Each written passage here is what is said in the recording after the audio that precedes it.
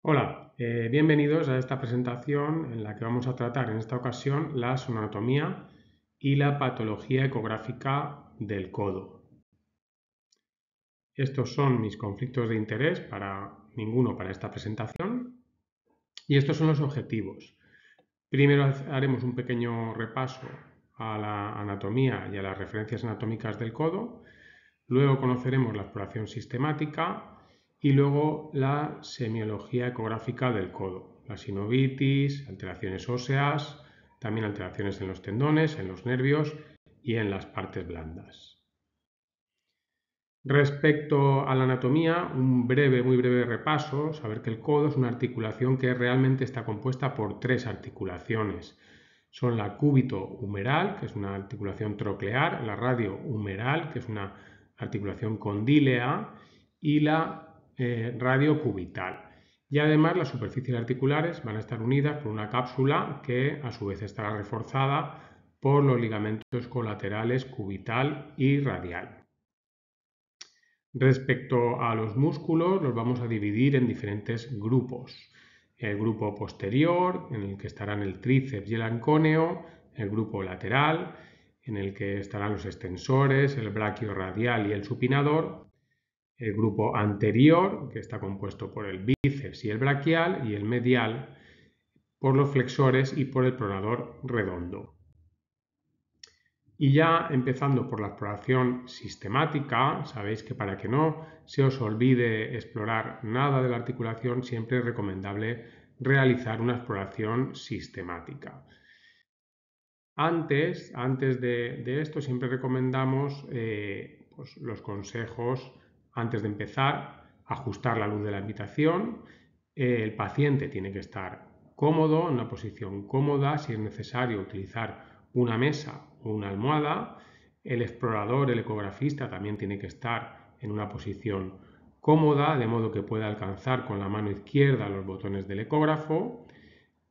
Por supuesto, habrá que utilizar sondas que sean acordes con la articulación que vamos a explorar. En este caso, pues una frecuencia de 10 a 16 MHz es la adecuada. También habrá que seleccionar bien la frecuencia y, bueno, pues utilizar abundante gel, luego situar en cuanto empecemos, pues los focos en el área de mayor interés, ajustando la ganancia, la profundidad, etc.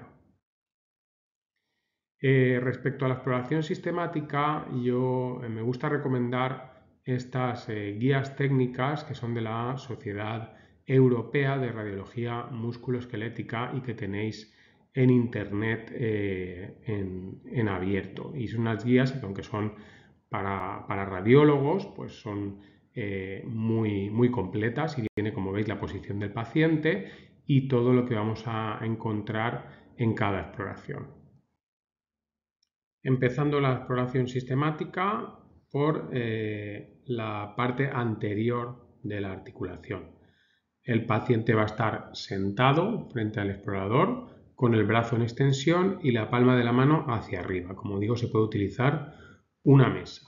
Y la sonda colocada en el eje longitudinal sobre la flexura del codo, siguiendo el eje largo en su zona, empezando en la zona más lateral. En esta zona lateral vamos a ver la cabeza del radio, la articulación del cóndilo humeral y vamos a ver también la fosa radial, que es donde primero vamos a encontrar derrame en caso de que lo haya. Y por encima el músculo braquiorradial. Si movemos la sonda poco a poco, hacemos un barrido hacia la zona más medial, vamos a ver la tróclea. Vemos la apófisis coronoides, la tróclea del húmero, por encima el músculo braquial y un poquito más a la izquierda, que aquí en esta imagen no se ve, estaría la fosa coronoidea. Giramos la sonda 90 grados y lo que vemos es la articulación, la tróclea y el cóndilo del húmero, pero en este caso en transversal. Estamos viendo esa línea hipoecoica que es el cartílago articular. Continuamos la exploración y podemos buscar también la inserción del tendón del bíceps. Lo que hay que hacer es forzar bastante la supinación y intentar seguir el tendón que se inserta en el radio. A veces es un poquito complicado, pero bueno, ahí puede haber una bursa, puede haber cierta patología y debemos saber encontrarla. Y pasamos a la exploración lateral. El paciente sigue con el brazo extendido sobre la mesa. En este caso, junta con las manos como si estuviera rezando. Y colocamos la sonda como veis en la imagen, es decir, longitudinal a la inserción de los tendones extensores en el epicóndilo. ¿Vale? Vamos a ver los tendones extensores, el epicóndilo y luego ya pues, el cóndilo humeral, la cabeza del radio.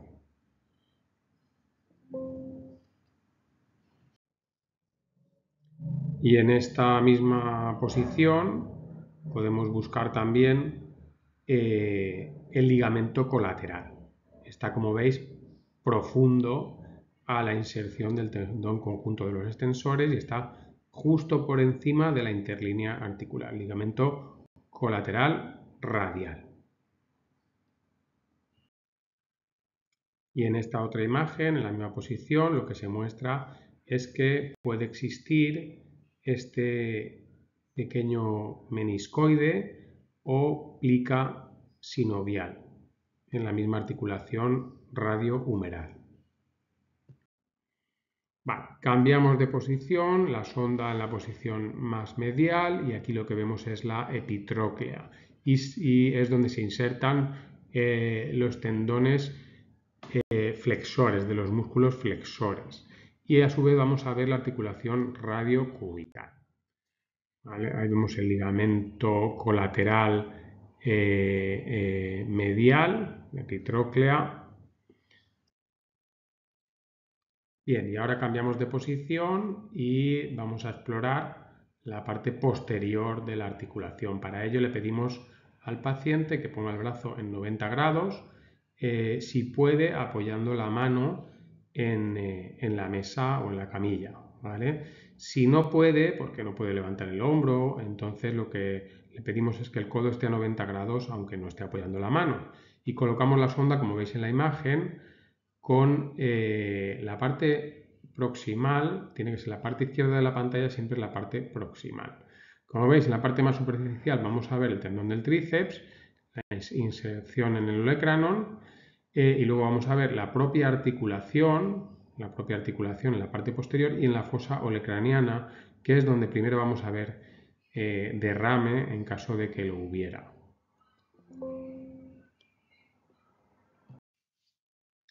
Y si giramos la sonda 90 grados, vemos también el tendón del tríceps en transversal y vemos una parte del cartílago sinovial humeral.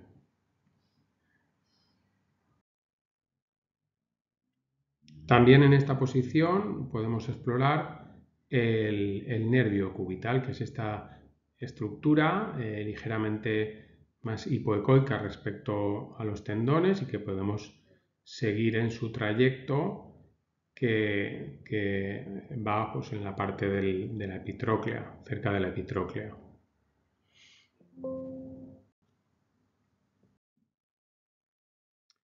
Y en transversal pues también lo vamos a ver el nervio cubital, que está en este caso pues, recubierto por el retináculo cubital o ligamento de Osborne.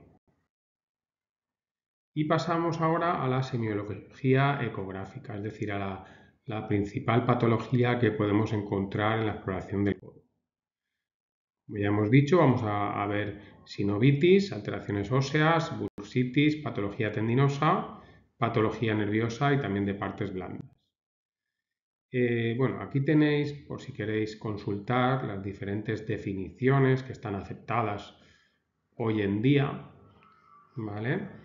Con las diferentes referencias bibliográficas. Aquí tenéis algún ejemplo de sinovitis en el receso posterior, en la izquierda tenéis la imagen normal y en la derecha veis esta distensión hipoecoica de la cápsula articular en el receso posterior, como veis aquí en la fosa olecraniana, que es lo primero que se distiende, y como llega a la interlínea articular, pues todo esto es sinovitis, ¿vale? Que puede estar compuesta por derrame y por hipertrofia.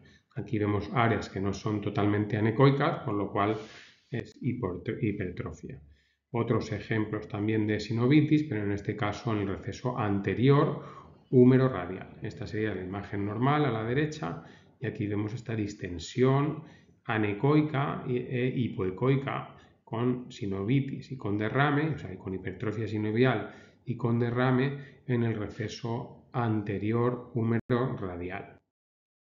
En esta otra imagen lo que vemos es también sinovitis, pero sobre todo una imagen redondeada de hipoecoica que probablemente se trate de un ganglión que puede venir de la articulación húmero-radial.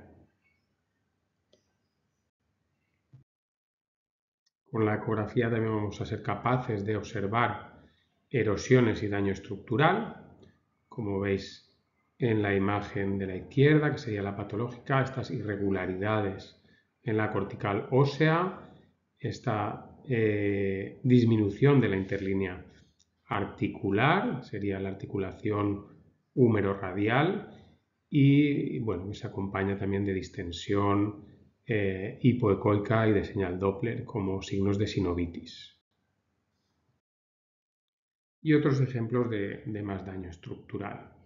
En este caso, en la exploración posterior, aquí vemos el nervio cubital y como en la exploración medial vemos que hay irregularidades en la cortical y en la interlínea articular.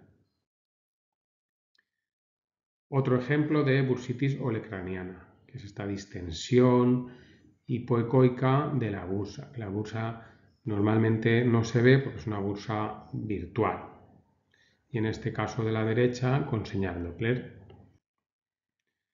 Otros ejemplos de bursitis brachiorradial. Aquí vemos la exploración normal, la inserción del tendón del bíceps en el radio y aquí vemos como la inserción pues está rodeada por un material hipoecoico y anecoico aquí en longitudinal y en la derecha en transversal, que se trata pues de una bursitis de la inserción del bíceps. También vemos una entesopatía aquí del extensor común, el extensor en el epicóndilo, epicondilitis, codo de tenista. Aquí sería la exploración normal y aquí vemos cómo pues hay irregularidades en la cortical, hay un pequeño osteocito en la articulación y bueno, ligera heterogeneidad en el tendón de los extensores. Incluso, como veis ahora, con algo de señal Doppler intratendón. También pueden haber roturas parciales acompañando a esta tendinitis del extensor común y también podemos encontrar entesocitos, estas calcificaciones en la inserción distal que se continúan con la cortical ósea y que podemos apreciar también en la exploración en transversal. Otro ejemplo de entesopatía, en este caso entesopatía del tríceps, este engrosamiento hipoecoico de la entesis con señal Doppler, ¿vale? Y vemos esta imagen de calcificación con sombra acústica posterior, que también se trata de un entesofito. Respecto a la patología nerviosa, ya lo hemos comentado, que se puede ver el nervio cubital, esta sería la exploración normal, y aquí vemos un nervio engrosado dentro de un codo que tiene irregularidades corticales con cierta artrosis. Y en el mismo caso, al girar la sonda 90 grados y el seguir el nervio en longitudinal, vemos cómo el nervio se encuentra engrosado a su paso por la epitróclea. Y patología de partes blandas, que puede ser, por ejemplo, pues esta imagen hiperecoica que se trata pues, de una espina vegetal. Una espina vegetal que puede acompañarse cuando hay inflamación de señal Doppler. Aquí vamos a ver algún ejemplo también de partes blandas, que se trata de unas imágenes, calcificaciones, un punteado hiperecogénico. Aquí también vemos esas imágenes hiperecogénicas en el tendón del tríceps en la inserción, que se trata pues, de depósito de cristales de ácido úrico, como se pudo comprobar al hacer la punción. Dentro de las partes blandas también se pueden explorar los nódulos reumatoides. Los nódulos reumatoides por lo general se van a observar como masas hipoecoicas, bien delimitadas, poco vascularizadas y típicamente se van a encontrar cerca de superficies óseas, pero no las suelen erosionar. Y los lipomas, que son masas redondeadas, bien delimitadas y que, como veis, pues se distinguen difícilmente del resto de tejido graso que los rodea, puesto que van a tener la misma densidad. Y bueno, pues ideas para llevar a casa. A ver, la ecografía del codo debe realizarse de forma estandarizada, sistemática. Conviene conocer las estructuras anatómicas y los puntos de referencia, también conocer la semiología ecográfica, siempre colocar la sonda perpendicular a las estructuras tendinosas para evitar la anisotropía y evitar la presión en exceso para observar bien la señal Doppler cuando la hay. Y bueno, pues esto es todo lo que os quería contar. Muchas gracias por la atención y también agradecer a la Asociación para la Investigación en Reumatología de la Marina Baixa y a la Escuela de Ecografía de la Sociedad Española de Reumatología, de la que he cogido algunas imágenes. Muchas gracias.